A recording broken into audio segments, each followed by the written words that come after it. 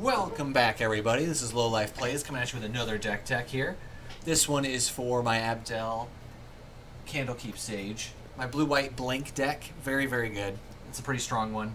Before I get into it, I always like to preface that this one is definitely going to be more of the high-end power. It definitely has some infinite combinations in it. I mean, that's kind of the whole goal that we're trying to get to here, is combo out. So make sure people are aware and have that expectation going in. Outside of that, I always like to remind everybody, like, comment, subscribe, do the stuff that YouTube likes. And if you like the stuff, if you like the decks that I rip apart and rebuild and do all this kind of cool things, I love it. So I just like to talk about Magic. So let's get into it. Abdel Adrian, Gordian's Ward. What's he do? So essentially, when he enters play, you exile any number of other non-land permanents, and you put them under Abdel. And then when he leaves play, you create that many 1/1 white soldiers equal to the number of permanents exiled this way. So why do we run it with Candlekeep Sage? Well, Candlekeep Sage reads, commander creatures own, or you own, have when this creature enters or leaves, draw a card. So he can help you just draw your whole deck. He's just good card advantage in the command zone, and it gets us in blue. So keeping those two in mind when we're running this. A soldier token. Here's our ramp. So we're running Talisman, Soul Ring, Arcane Signet, Felwar Stone. It's pretty classic stuff. Getting us into the more situational things that we specifically need to be using. We're running Prized Statue. So Prized Statue, it's really in here for the main reason of everything we want to do is going to be flickering. So keeping in mind with Abdel, we want to be putting this underneath Abdel and then having it come out, put it back under, repeat that process. And when you do that with cards like Prized Statue, it ETBs, makes a treasure token. That's all we need. So, and when it goes to the graveyard, but we would just care about the ETB trigger. Same thing with Gold Pan. You know, we're just, when it enters play, we get a treasure token. So those really help us while we're flickering everything. We're going to put all that stuff under him. Same thing with Gilded Pinions. This one can give something flying, which is neat. You know, we're not going to use that, but we could. We can make our little sad boy fly. Maybe that's why he's sad. So Solemn, flickering Solemn is a classic strategy, been around for a while, but we like to do it too, so get lands. Getting us into our removal plan. So we have Stroke of Midnight.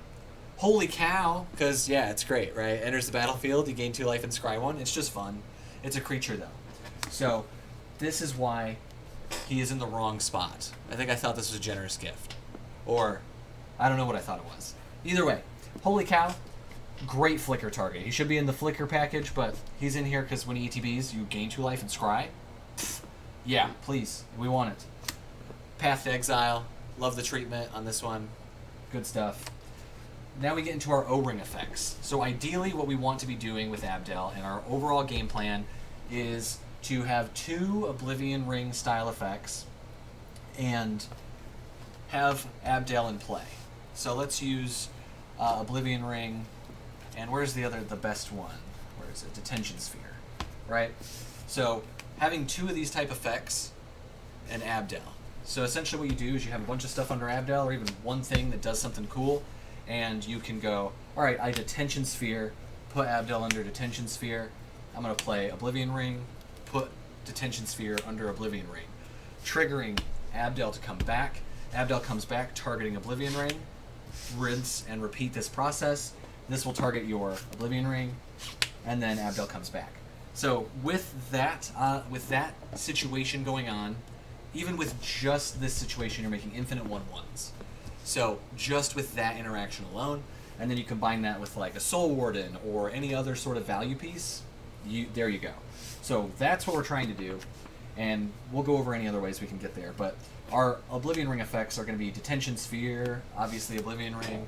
Werefox Bodyguard is another one that is really nice in that way.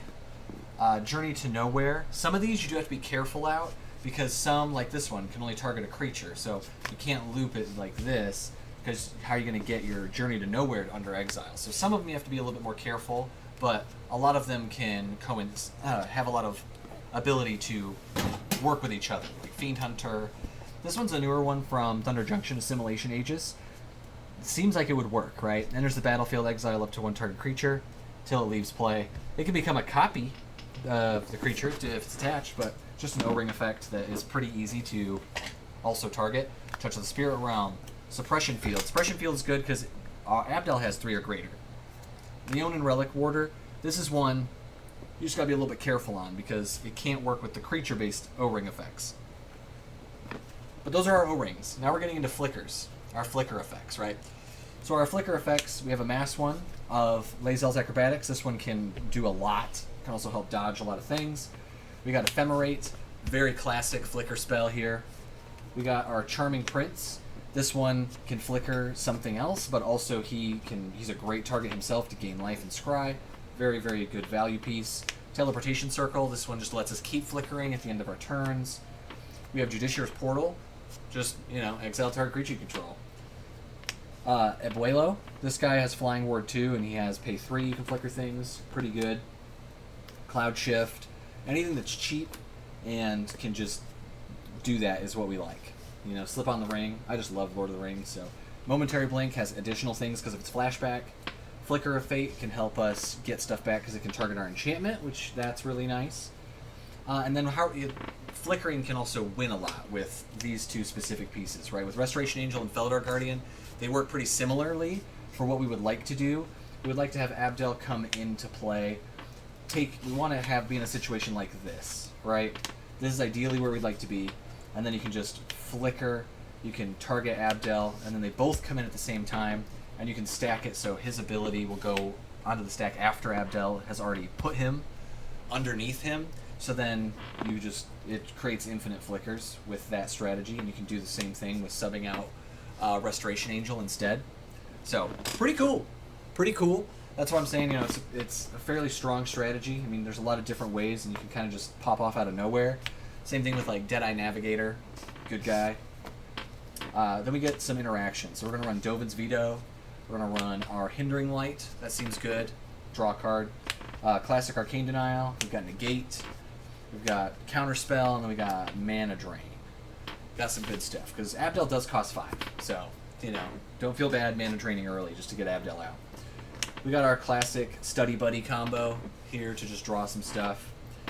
We got some more, just kind of value pieces. We got Teferi, just helps us secure what we're doing on our turn so other people can't interact with us.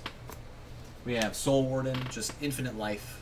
It's always nice. And I mean, just incremental life gain, too, can be really nice for us to have. Altar of the Brood. Just kill people. Even with that first combo we showed, you just would mill everybody out. Recruiter the Guard. This can tutor any key flicker piece we might need. Spellseeker can go get Ephemerate or any other flicker spell we might want to get. And then Trinket Mage. Trinket Mage is in here to get Altar of the Brood. It can also get Soul Ring if you already have Altar of the Brood. So, value, baby. White Knight. White Knight. Go get a land. Good stuff. Omen of the Sun. We're going to flicker this. Pretty cool. Just keep putting it under Abdel, having it come out, make guys. Pretty strong. Pretty fun. Skyclave Apparition. Just removal on a body that, will get rid of stuff. I like it. And the big thing is it exiles target non-land, non-token permanent with mana value 4 or less. So it exiles them, and they don't get it back. They just get back a weird little illusion. So, there you go. And then we run this guy. He's a little newer. I don't really know. I think he's cool. When he ETBs, you can put a +1/+1 counter on each creature that left the battlefield under your control this turn. Fine. I like him for the gain 2, scry 2, and exiling graveyards. Having graveyard targeted graveyard removal is very nice.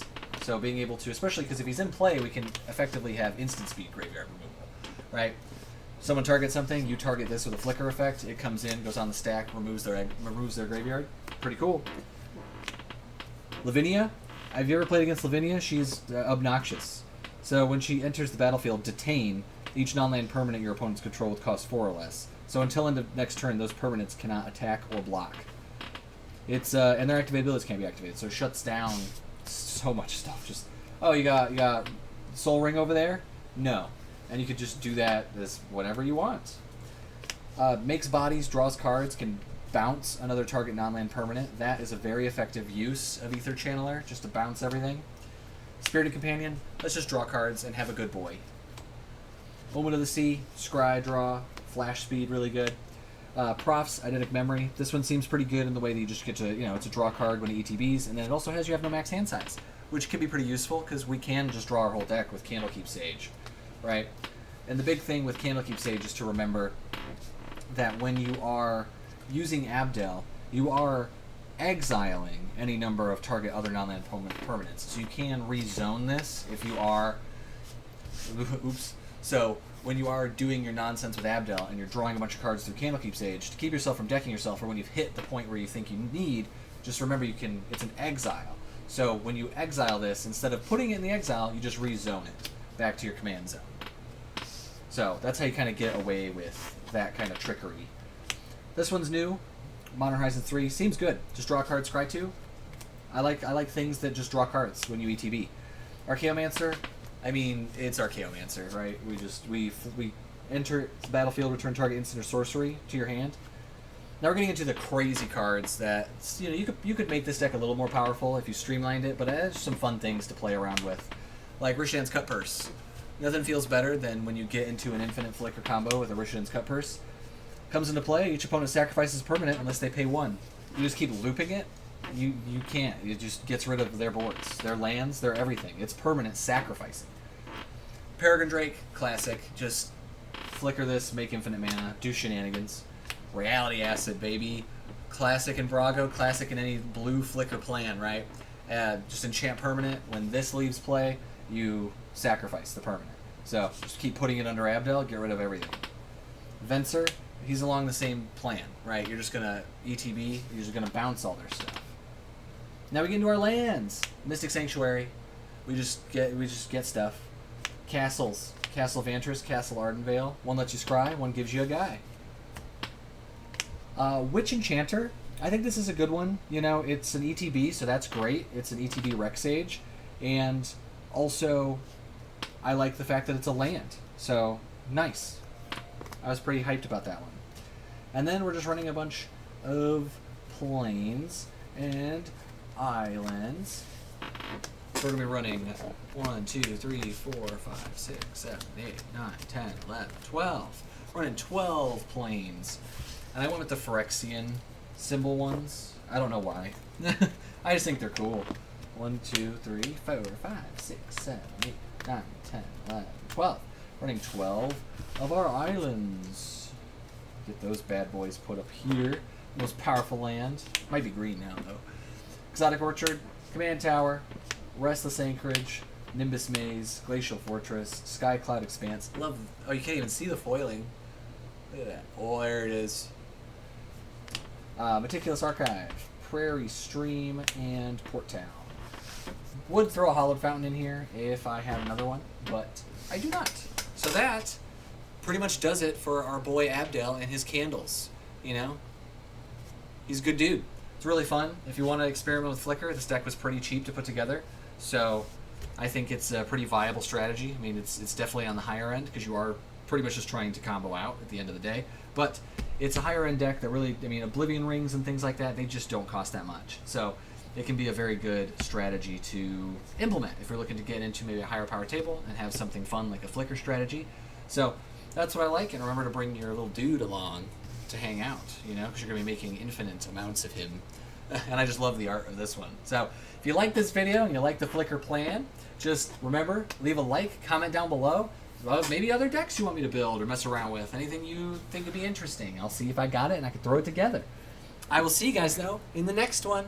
Bye!